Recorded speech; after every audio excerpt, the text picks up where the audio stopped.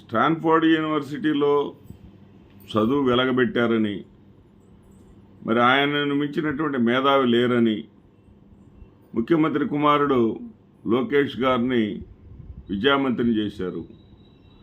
ఆ విద్యా వ్యవస్థను జగన్మోహన్ రెడ్డి గారు కంటికి రెప్పలాగా కాపాడుకుంటూ విప్లవాత్మకమైనటువంటి మార్పులు తీసుకొచ్చి ప్రతి పాఠశాలను కూడా అంతకుముందు పశువులశాలలాగా ఉండేటటువంటి పాఠశాలలను అద్భుతంగా తీర్చిదిద్ది 8వ తరగతి పిల్లల చేతుల్లో ట్యాబులు ఇస్తూ మరి ఉపాధ్యాయులను కూడా సక్రమంగా విధులకు హాజరయ్యే విధంగా చూసుకుంటూ విద్యా ప్రమాణాలు పెంచుతూ చక్కని కృషి చేస్తే దాన్ని మొత్తం కూడా బూడిదలో పోసినటువంటి పన్నీరు చేస్తూ ఉన్నారు. వీళ్ళు ఆక్స్ఫర్డ్ డిక్షనరీలో ఉన్నటువంటి గాడ్ అనేటటువంటి పదానికి అర్థం, అక్కడ గాడ్ అనేటటువంటి పదానికి అర్థం ఏదో క్రైస్తవానికి దగ్గరగా ఉందని దాన్ని చూపిస్తారు. అది ఎవరిని అడగాలి? ఆక్స్ఫర్డ్ డిక్షనరీ రాసినోడిని అడగాలి. దానికి జగన్మోహన్ రెడ్డికి ఏమి సంబంధం?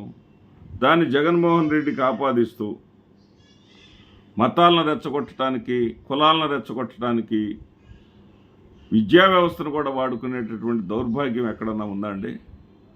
వీళ్ళు అరెస్టులు చేయటం, ప్రతిపక్షాన్ని అణిచివేయటం తప్ప ఇంకా చెప్పాలంటే చిన్నబాబు గారి ద్వారా దోచుకోవటం, దాచుకోవటం, సాయంత్రానికి ఎంత కలెక్షన్ వచ్చింది చూసుకోవటం, ఆ కలెక్షన్ దాచుకోవటం, ఇది తప్ప ఏమైనా ఉందండి? హడావుడిగా మేమేదో ఇప్పుడు సెంట్రల్ గవర్నమెంట్ ఎగ్జామ్స్ ఉన్నాయి,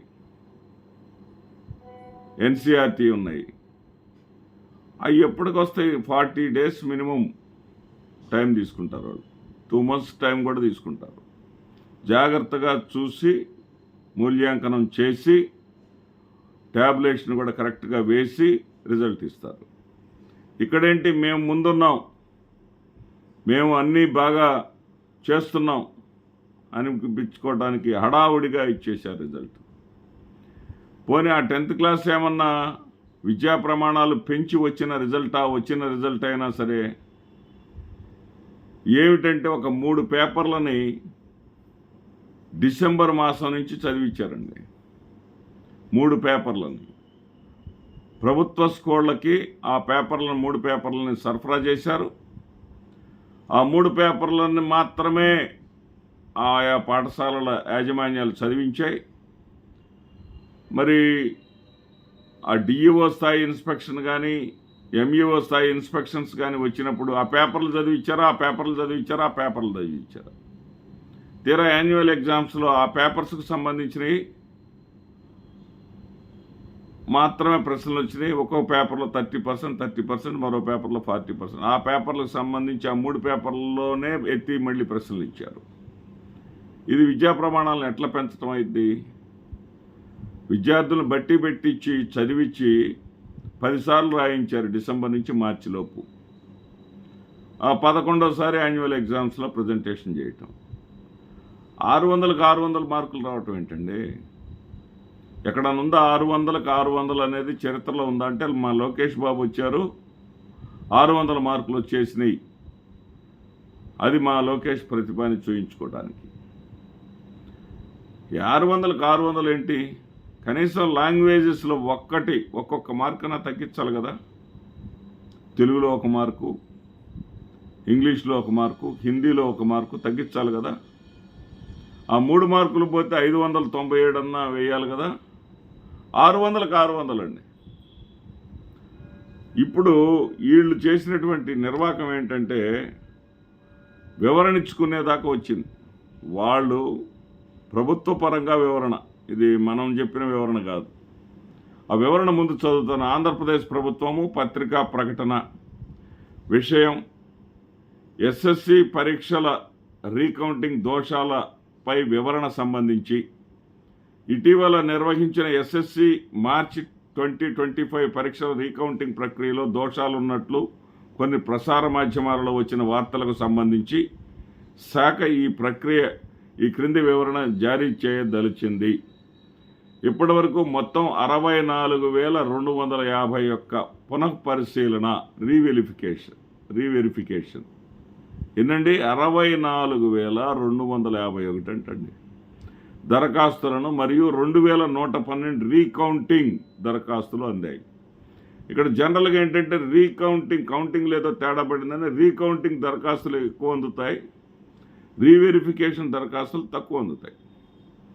కానీ ఇక్కడ రీవెరిఫికేషన్ నా పేపర్ మొత్తాన్ని కూడా తిరిగి మళ్ళీ దిద్దండి అనే విధమైనటువంటి దరఖాస్తులు 64,251 అండి. ఈ దరఖాస్తులన్నింటినీ ప్రాధాన్యత క్రమంలో పరిశీలించడం జరుగుతుంది మరియు ఈ ప్రక్రియ మొత్తం జూన్ 1, 2025 నాటికి పూర్తి చేయబడుతుంది. ప్రాథమిక విచారణలో మూల్యాంకనం సమయంలో 4 వరుసల మార్కుల నమోదు విధానంలో 1 లేదా అంతకంటే ఎక్కువ వరుసలను చేర్చకపోవటం వల్ల ఇటువంటి దోషాలు సంభవించినట్టుగా కనుగొనబడింది.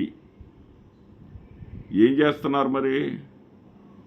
4 వరుసలు 3 వరుసలు ఇప్పుడు కాక కబుర్లు చెప్పి పిల్లల జీవితాలు అనే విషయం మీకు గుర్తుండదా?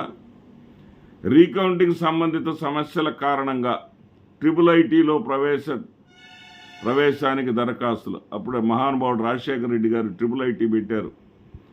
పేద పిల్లలు కూడా ఇంజనీరింగు ఉచితంగా అందించాలనేటువంటి ఉద్దేశంతో మెరిట్ బేస్డ్గా అంటే 10th క్లాస్లో వచ్చినటువంటి మార్కుల ఆధారంగా ఈ సెలక్షన్స్ ఉంటాయి. ఈ సెలక్షన్స్ రేపు మొట్టమొదటి ప్రక్రియ జూన్ 5 4 విడతలుగా జరుగుతుంది. ముందు ప్రభుత్వ స్కూళ్ళు, తర్వాత ప్రైవేట్ స్కూళ్ళు అట్లా జరుగుతుంది. సరే, ప్రభుత్వ స్కూళ్ళకి కొంత 0.4% మార్క్స్ కూడా బోనస్ మార్క్స్ కూడా యాడ్ చేస్తారు. సరే, సబ్జెక్ట్ వైజ్గా యాడ్ చేసేటటువంటి ఈ క్రమంలో జూన్ 5వ తేదీన ఫస్ట్ తొలి విడత రిలీజ్ చేస్తారు. ఎవరెవరు మెరిట్ విద్యార్థులని. ఇక్కడ చూడండి, జూన్ 1 వరకు అంటే రిజల్ట్ మేలోనే ఇచ్చేశారు. జూన్ 1వ తేదీ వరకు పొడిగించారంట. జూన్ 1 లోపు పూర్తి చేస్తారంట. IIITలో దరఖాస్తు చేసుకోలేకపోయిన విద్యార్థులకు జూన్ 2, 3, 2025 తేదీల్లో IIITకి దరఖాస్తులు సవరించిన మార్కుల మెమోతో పాటు సమర్పించడానికి అనుమతించబడతారని దీని ద్వారా తెలియజేయడమైనది. ఈ విషయాన్ని తీవ్రంగా పరిగణించి ఇటువంటి దోషాలకు బాధ్యులైన సహాయక పరీక్షకులకు అంటే అసిస్టెంట్ ఎగ్జామినర్స్ అంటారండి, ఏఈలు అంటారు వీళ్ళని, మరియు ప్రత్యేక సహాయకులపై స్పెషల్ అసిస్టెంట్స్పై శాఖాపరమైన క్రమశిక్షణా చర్యలు తీసుకోవడం జరుగుతుంది. ఇదండి విద్యార్థుల ప్రయోజనార్థం జారీ చేయబడినది. పాఠశాల విద్యా కమిషనర్ ఆంధ్రప్రదేశ్ ప్రభుత్వం KVS రెడ్డి పేరుతోటి ఇది వచ్చిందండి. నేనేమంటున్నానంటే విద్యార్థులకి ఆల్రెడీ ఇప్పటికీ నాకు కళాశాల ఉంది, ఆక్స్ఫర్డ్ విట్ అనేటటువంటి కళాశాల ఉంది. ఆ కళాశాలలో ఒక పిల్లవాడికి మార్క్స్ మెమోలో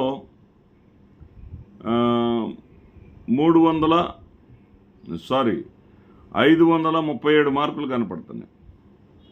537 మార్కులు కనపడుతుంటే 537 అని చెప్పేసి నేను ఎంటర్ చేస్తూ ఉంటే ఆ స్టూడెంట్ వచ్చేసి సార్ నాకు రిపోర్ట్ మార్క్స్ ఉన్నాయి సార్, 7 మార్కులు యాడ్ అవుతున్నాయి సార్, మాకు ఇన్ఫర్మేషన్ ఉంది సార్, రిపోర్ట్ మార్క్స్ అనే సిస్టమ్ ఒకటి వచ్చింది సార్ కొత్తగా, అంటే రీవెరిఫికేషన్ తర్వాత నాకు యాడ్ అయ్యేటటువంటి మార్కులను కూడా కలిపి 543 అని రాయండి సార్ అని చెప్పేసాను. అది ఏంటండి, ఎక్కడుందండి ఈ దౌర్భాగ్యం? అసలు విద్యా వ్యవస్థను మీరు ఏం చేయదలుచుకున్నారు? రాజకీయ కక్షలు, రాజకీయ కార్పణ్యాలు ఇవి కాదండి. ప్రత్యర్థుల్ని కేసుల్లో ఇరికించడం, ప్రత్యర్థుల కేసుల మీదే దృష్టి పెట్టడం, పరిపాలన గాలికి వదిలేయటం, విద్యార్థులను విలవెల్లాడేలాగా చేయటం. 10వ తరగతి పిల్లలకి అసలు ఏంటి దారుణం ఏంటి, ఇంత ఘోరం ఏంటి? కనీసం పరీక్షలు సజావుగా పెట్టి మూల్యాంకనం కూడా సజావుగా చేయించలేని ప్రభుత్వం అవసరమా మనకి? ఎంత దారుణం అండి ఇది. తక్కువ మార్కులు వచ్చే పిల్లలకేమో ఎక్కువ వచ్చినాయి అంటున్నారు, ఎక్కువ మార్కులు వచ్చే పిల్లలకేమో తక్కువ వచ్చినాయి అంటున్నారు.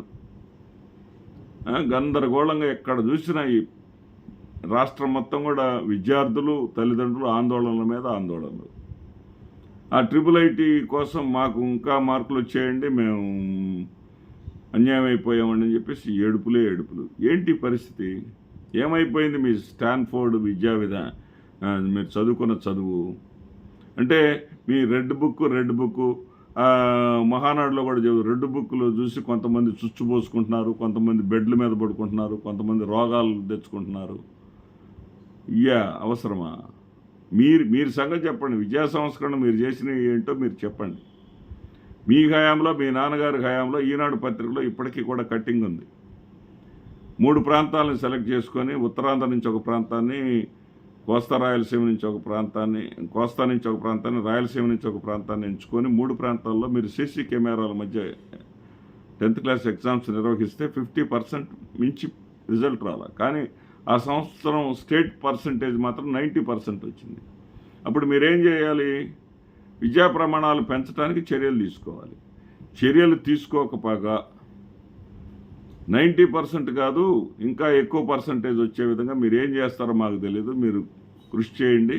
మా ప్రభుత్వం వచ్చిన తర్వాత మార్కులు ఎలా పెరిగాయి అనేది మాకు సంబంధం లేదు. పెరిగాయి మార్కులు, రిజల్ట్ బాగా వచ్చింది, జగన్ ప్రభుత్వం కన్నా మెరుగ్గా వచ్చింది అనేది ఒకటి ఉంటే చాలు అని చెప్పేసి తప్పుడు దారులు తొక్కుతూ ఉంటే, నేను 10th క్లాస్ ఎగ్జామ్ జరిగేటప్పుడు వెళ్ళాను ఎగ్జామినేషన్ కేంద్రాలకి. ఎక్కడ చూసినా మాస్ కాపీయింగ్, ఎక్కడ చూసినా సరే గేట్లు ఎత్తేసారు. ఇది ఎక్కడ పరీక్షా విధానం? ఇది ఎక్కడ విధానం? ఈ మూల్యాంకనంలో 600కి 600 మార్కులు ఏంటండి? 600కి 600 మార్కులు వస్తే, ఒకప్పుడు స్టేట్ ఫస్ట్ 12 సంవత్సరాల క్రితం స్టేట్ ఫస్ట్ 571 వస్తే ఆహా ఓహో అనుకున్నారు. 550 వరకు వస్తే అబ్బో అంటారు. 500 దాటిన వాళ్ళు అంటే బ్రహ్మాండం అంటారు. 600కి 600 10th క్లాస్లో ఏంటండి? అంటే వాడు ఇంటర్మీడియట్ చదివేటప్పుడు, ఇంటర్మీడియట్ తర్వాత డిగ్రీ చదివేటప్పుడు నా 10th కన్నా నా చదువు పెరిగిందని చెప్పుకోవటానికి వాడికి ప్రామాణికాలు ఏం అక్కర్లేదా?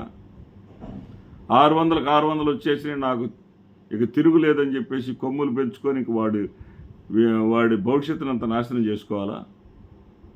నువ్వు చదువుకోవాల్సింది ఉందిరా, చదవాల్సింది ఉందిరా, నువ్వు నేర్చుకోవాల్సింది ఉందిరా అనేటటువంటి ఆలోచనలు వాడిలో ఉంచాలి. కానీ వాడిలో ఓవర్ కాన్ఫిడెన్స్ని పెంచేటటువంటి మీ యొక్క ప్రభుత్వ గణాంకాల కోసం మేము మెరుగైనటువంటి విద్యను అందిస్తున్నాం అనేటటువంటి తప్పుడు సమాచారం ప్రజల్లోకి చొప్పించడం కోసం ఈ విద్యా విధానం ఏంటండి బాబు? ఒకసారి లోకేష్ గారు, ముఖ్యమంత్రి చంద్రబాబు నాయుడు గారు ఒకసారి ఆలోచించండి. మీ రాజకీయాలను పక్కన పెట్టండి. విద్యా వ్యవస్థని అద్భుతంగా తీర్చిదిద్దారు జగన్మోహన్ రెడ్డి గారు. మీరు అవునన్నా కాదన్నా సరే ఈ సంవత్సరానికి మీరు మార్చుకుంటారేమో. జగన్మోహన్ రెడ్డి గారు లాస్ట్ ఇయర్ కుట్టించినటువంటి దుస్తులతోనే ఈ సంవత్సరం, ఆ యూనిఫామ్తోనే ఈ విద్యా సంవత్సరం గడిచిపోయింది. ఆ బ్యాగులతోనే ఈ విద్యా సంవత్సరం గడిచిపోయింది. కాకపోతే ఆ ట్యాబులు అవన్నీ మీరు తొలగించారు, అది వేరే సంగతి.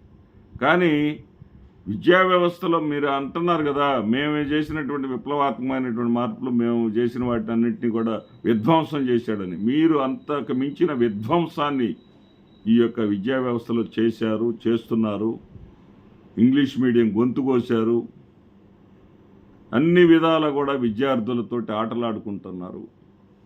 దీనికి దయచేసి ఫుల్ స్టాప్ పెట్టండి. నమస్తే.